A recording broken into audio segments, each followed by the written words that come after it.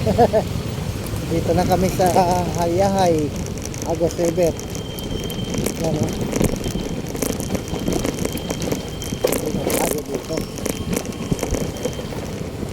Yun, ganda. May lang dito talagang ano.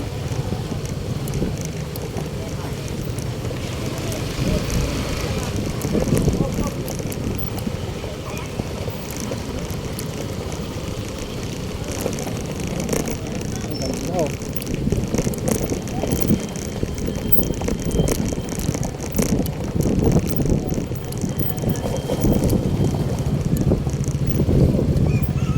Pumarada. Bawal na ata sa baba.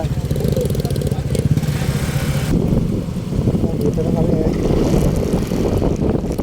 Cottage oh. Harap. Ang linaw ng tubig oh. Tubig talaga to. Kuha ng cottage. Kaya ang feel mo dito yung sarap.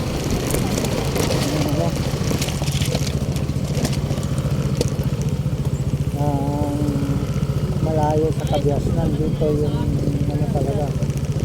Ano, mga cottage yan. Sa cottage yan.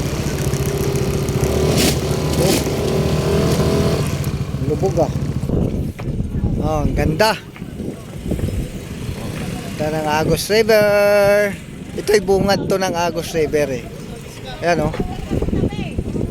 Ay may mga cottage yan, yun. Yung dadaanan namin, yun yung pinakabukal pala doon.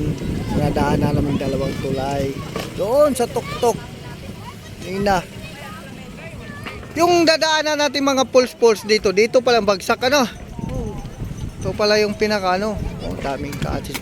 Ngayon, magbabangka tayo papunta pang ano, pa Laguna de Bay ano. Laguna Bay. Kasi oh, pa doon yan eh, papunta yan eh. Putang ano, Pasig River oh. Kaya nga oh. Dito ang pasok dito, entrance yata may bayad 10 piso. Paparada. Kaya siyempre tourist attraction to eh. Kaya sa mga nag-adventure dito, pakadami doon oh. Dami mga riders dito, lahat punta yung mga ano, kasi ano eh. Okay. Kukunin ko muna yung bao namin. Pero may nagtitinda din ng mga isda dito pang ihaw. Ihaw nila. Tourist attraction.